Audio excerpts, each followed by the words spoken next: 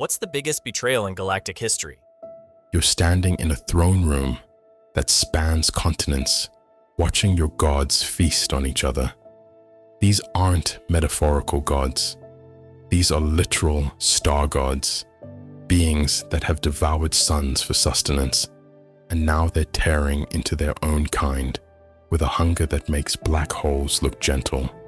The deceiver whispers poison in their ears, convincing them that the greatest meal they could ever have is standing right next to them. And as they fall upon each other in cannibalistic frenzy, you realize this is your moment. Your people have served these monsters for millennia, been their slaves, their weapons, their tools, but gods weakened by their own gluttony. That's an opportunity that'll never come again. So you raise weapons that can crack reality itself, and you shatter your own masters into a million screaming fragments. This is the moment the Necrons turned on the star gods. But to understand how slaves found the strength to chain their gods, we need to go back to when those slaves still had names, still had hope, still had something left to lose.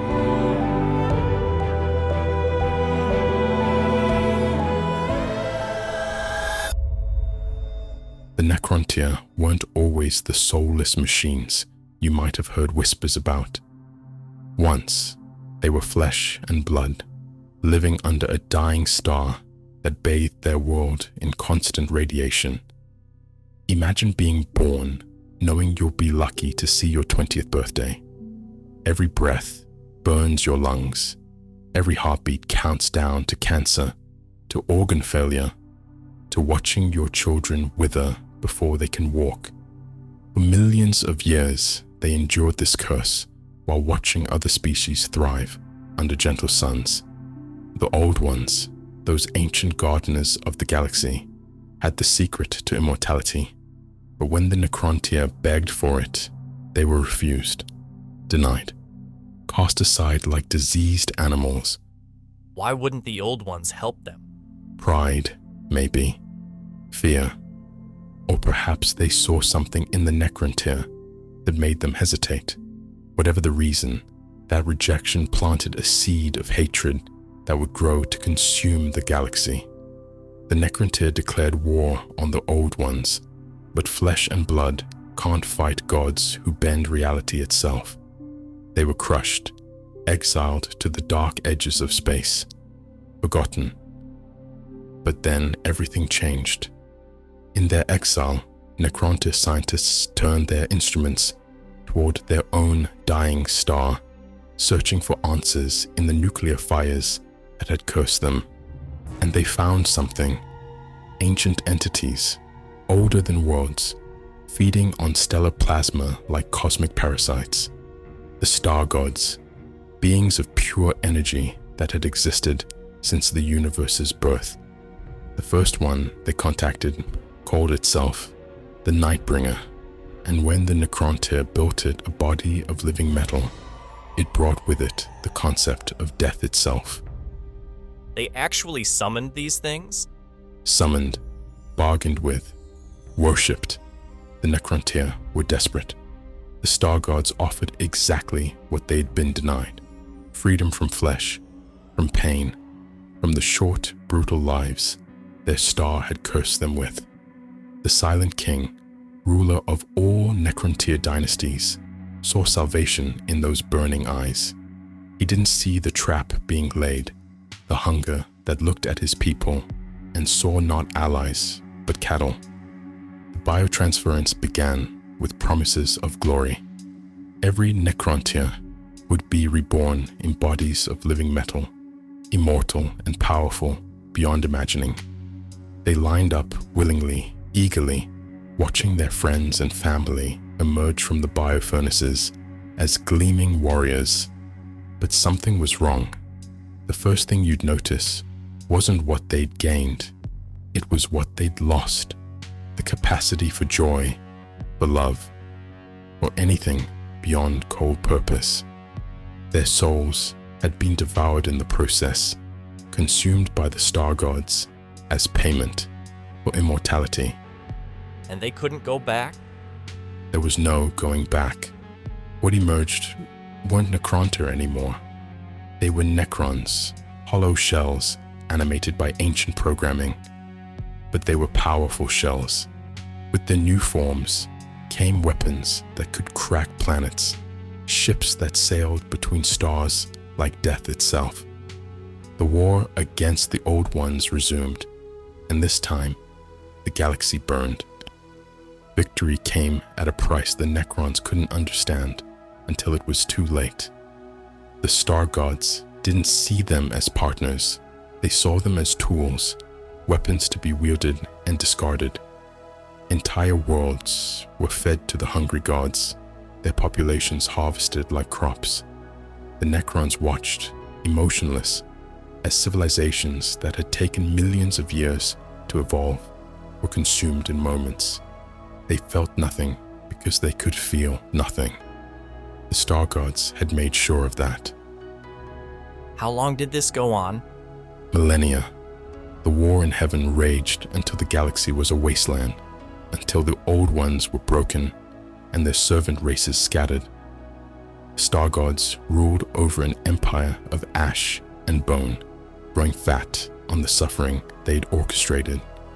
But even gods can make mistakes, and the biggest mistake the Star Gods made was underestimating the one thing they couldn't devour: memory.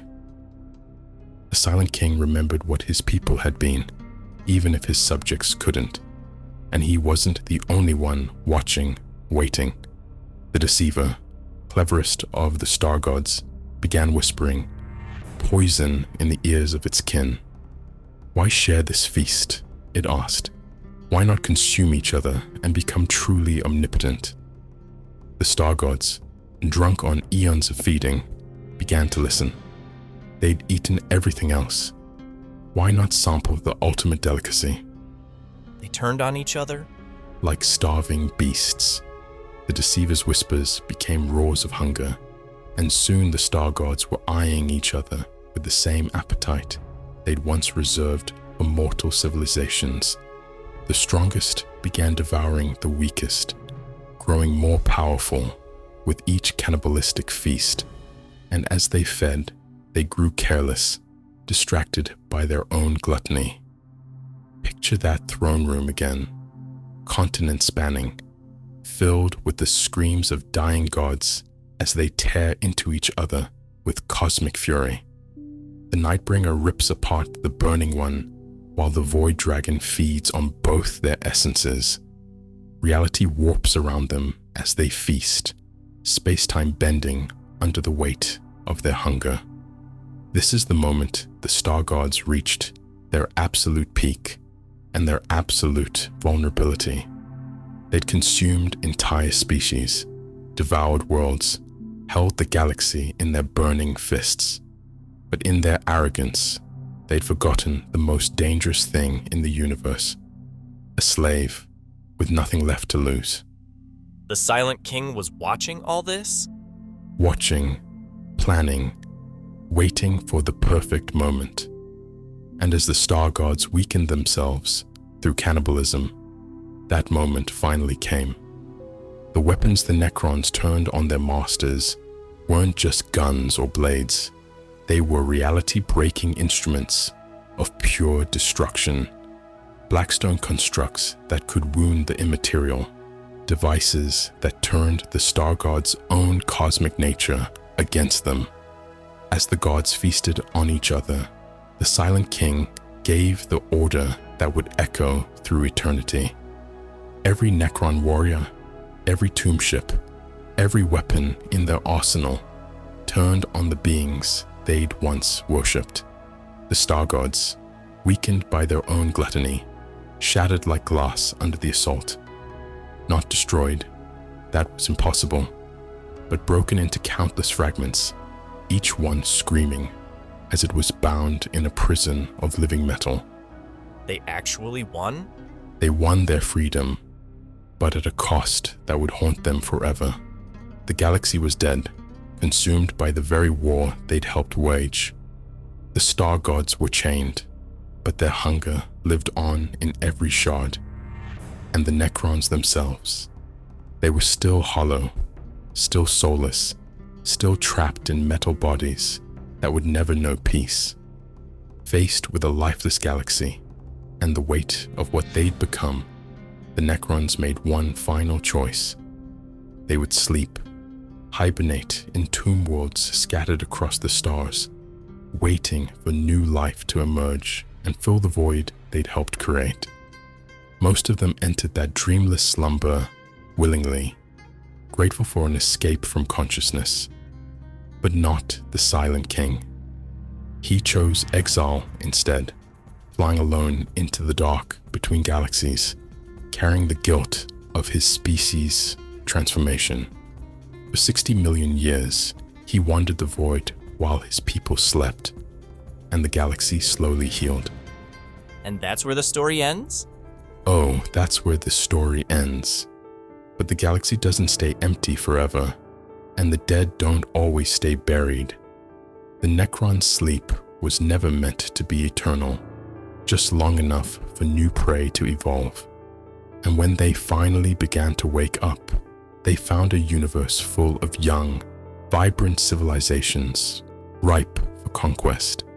But that's a tale for another day, when we talk about what happens when ancient nightmares open their eyes to find the galaxy has forgotten how to fear them. If you want to learn more about the Warhammer 40k universe, subscribe and check out the links in the description to read up on the Necrons.